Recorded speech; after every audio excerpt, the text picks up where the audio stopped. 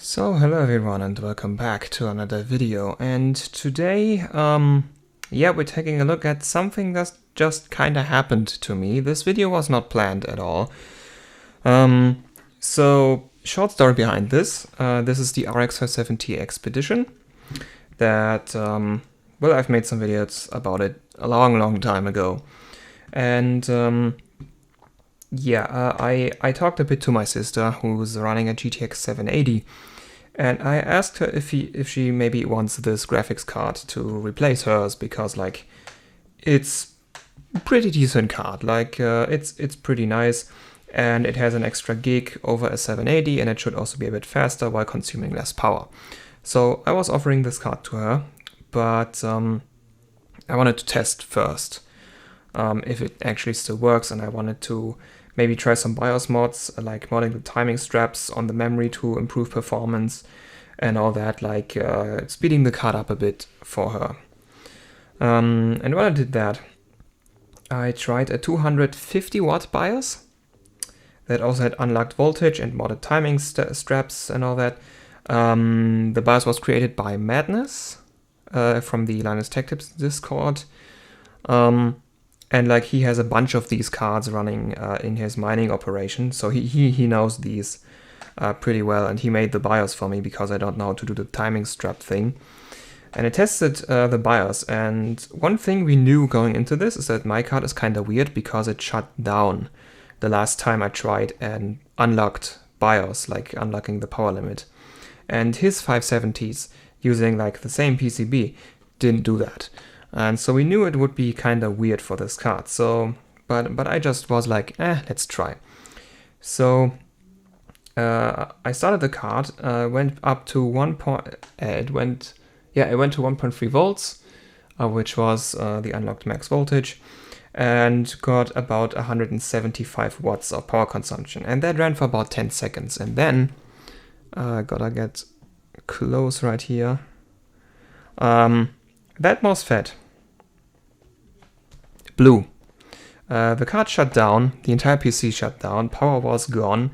Clicking the power button would click the power supply, so you hit overcurrent protection.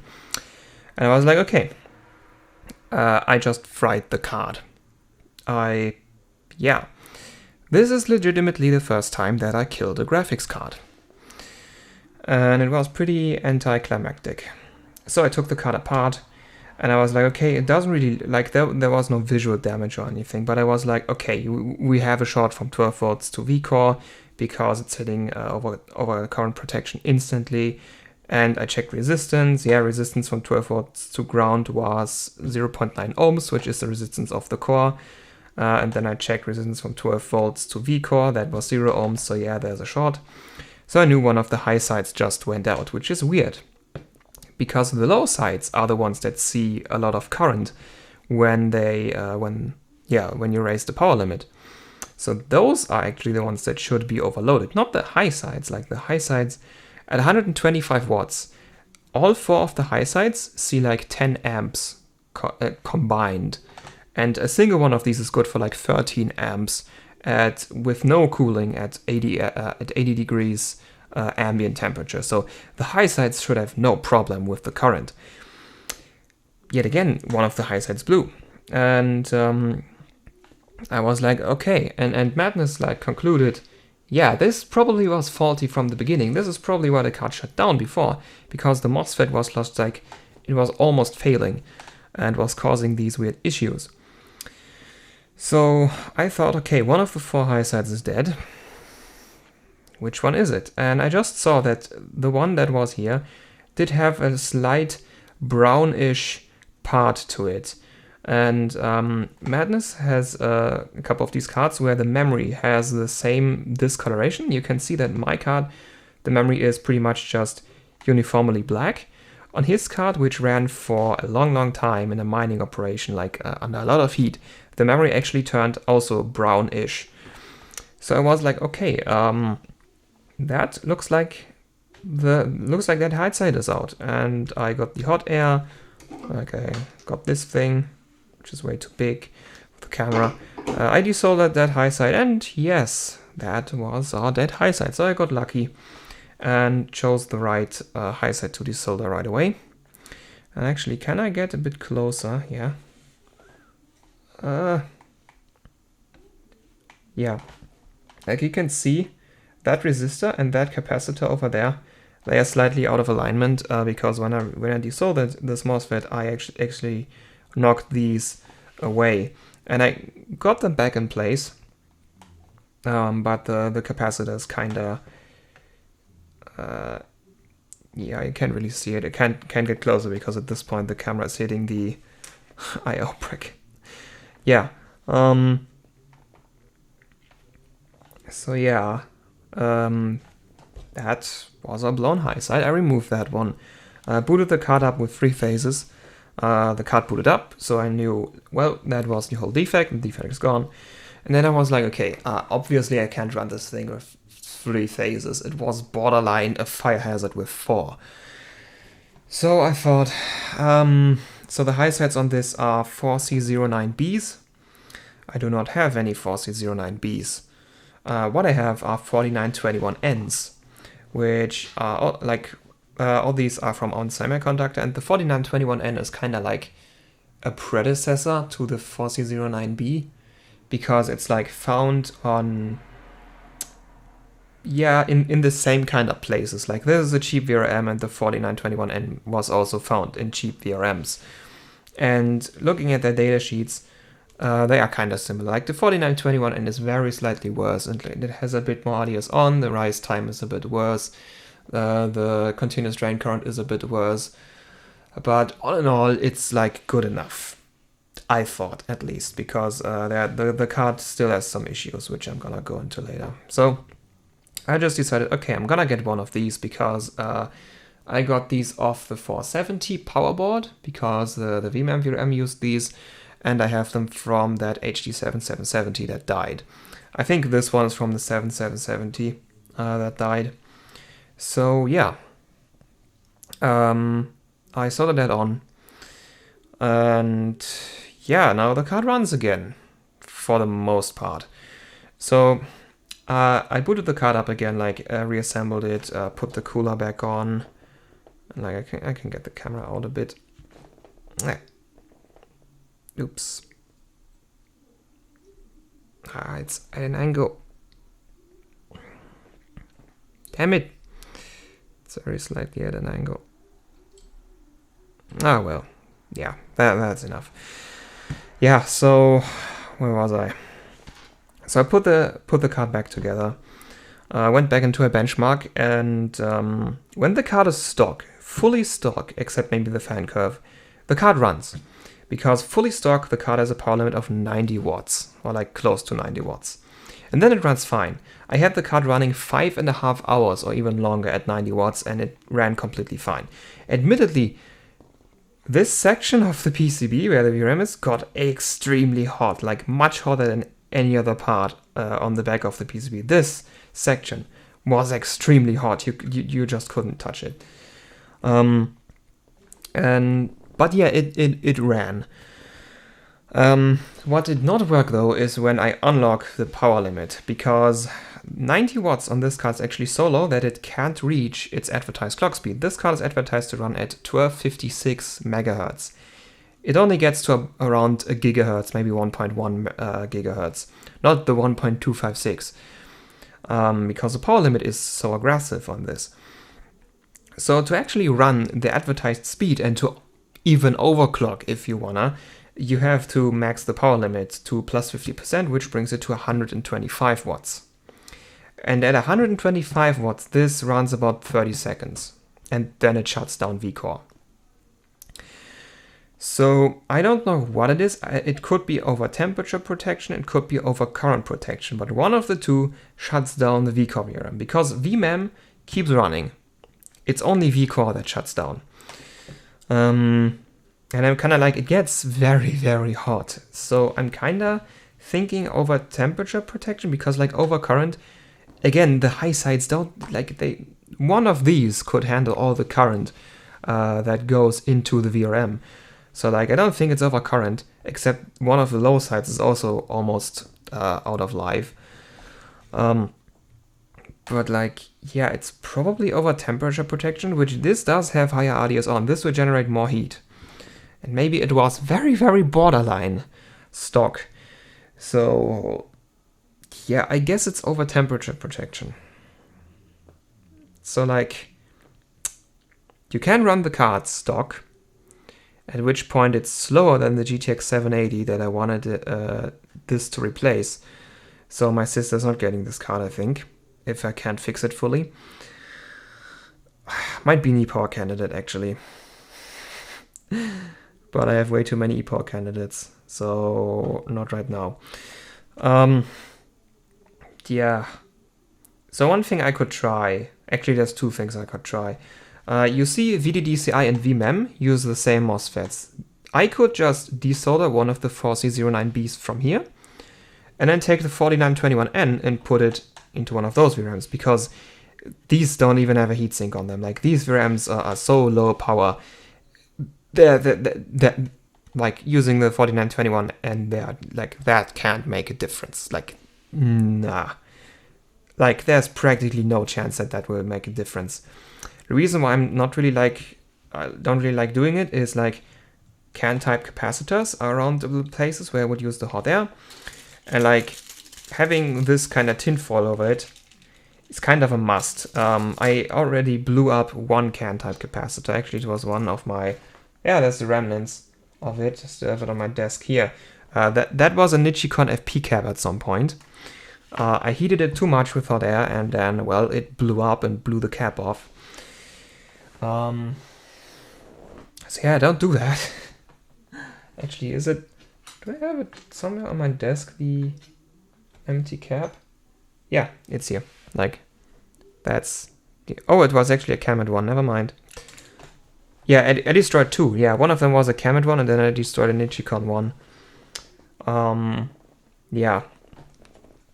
So I don't want these blowing up. So that's why I kind of limit the use of hot air on this, but like... well, if I'm careful enough, it's probably not gonna do anything. And then the second thing I could try is, you see, there are 4 empty solder pads for more high-side MOSFETs. I don't think I have 4 more 4921Ns, but like, I could maybe try to get some 4C09Bs on eBay, buy these, and give the card extra high-side MOSFETs. That would improve the temperature, like that would just straight up make the VRM better. It won't increase the current handling capability, because that's still the low side is the limiting factor here. But it will increase efficiency, and it will better the temperature situation. So if I can find some 4C09Bs cheap on eBay, I think I'm gonna go for it. I think I'm gonna go for that.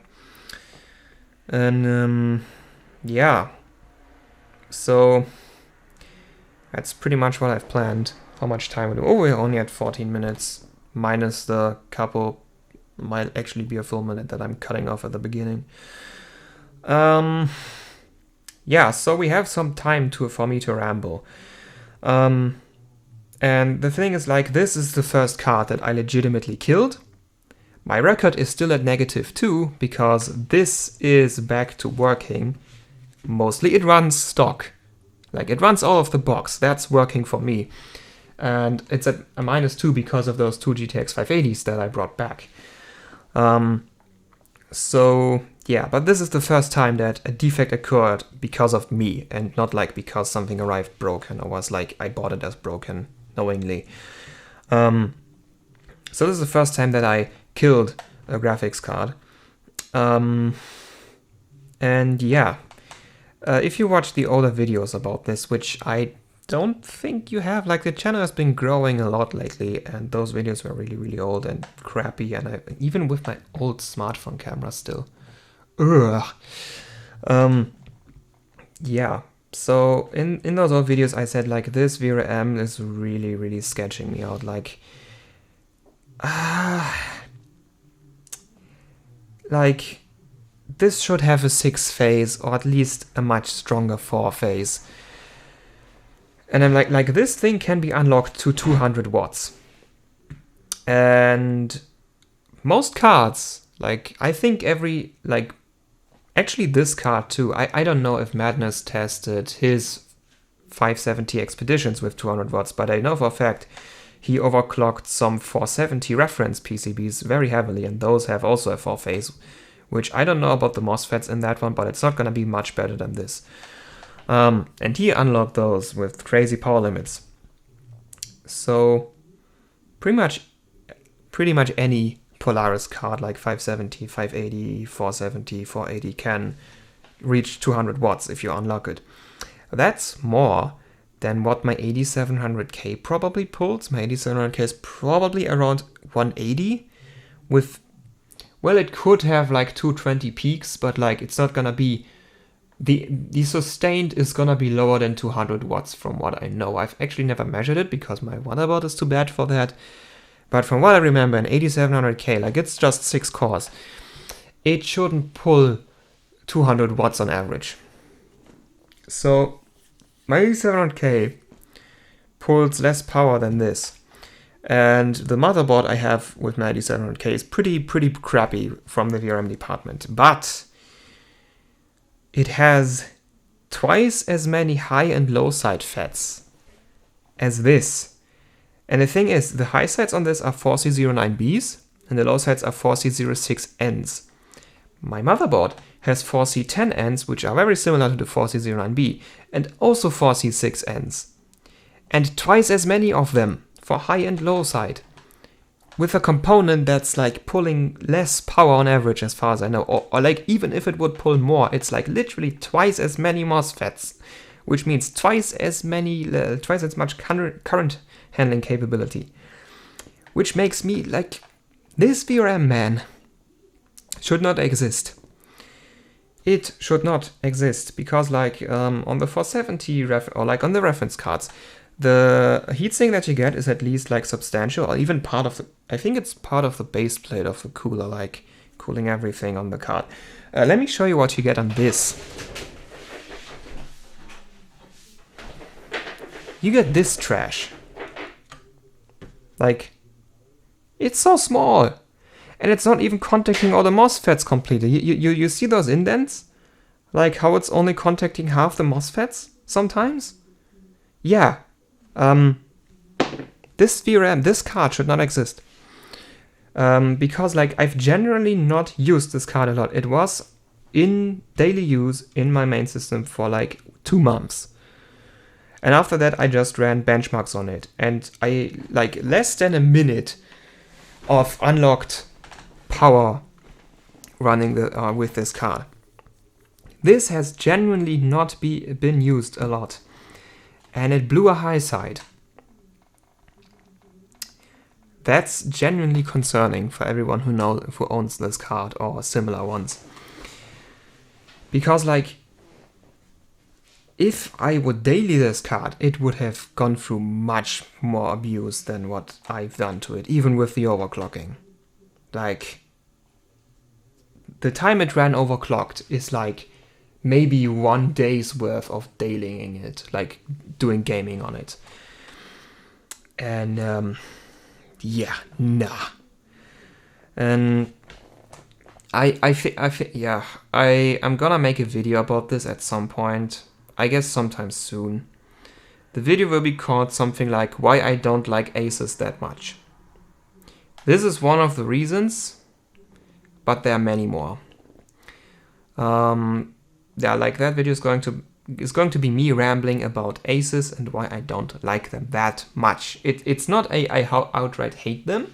I like my Matrix, I like my Strix 980 Ti, I like the motherboards they do at the top end, but pretty much everything that's not top end from Aces is this. It's trash. It's overpriced trash. Well, in this case, it was actually cheap, but this is like the very low end that they have. And this is much lower end than... Well, this blows up, other cards don't. At least I haven't heard of that. So, yeah.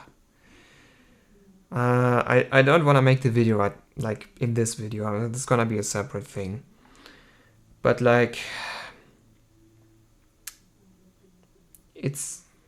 You had the padding there Just put extra high sides, or just use better ones than the absolute minimum, or just make it 6 phases, goddammit. The 570 Strix does have 6 phases. Why doesn't this? Using this cheap, like these MOSFETs are so low and they have to be, I actually don't know the price, but they have to be very, very cheap. Just make 6 phases, goddammit, you have enough space there. Just make 6 phases, come on. Or like, put a better heatsink on it. Like, the card could actually use some VRM cooling. Like, there's no VRM cooling on this. Just make a base. Like, these 2 screw holes are not actually being used. Like, you even have screw holes for base plate. Just make a base plate, aces.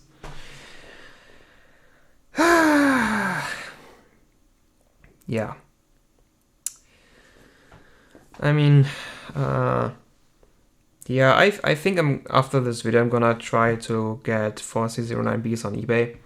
And I'm just gonna do the populate all the pads thing and then replace the 4921N with a 4C09B. Maybe get, I would have to look up on Semiconductor's product catalog. Like, by now my MOSFET hot air skills are like, you like can't really see that this has been hot aired back on, except maybe it's slightly offset to the left and like it's a different MOSFET. Like, by now I'm confident enough to just swap all the MOSFETs on this.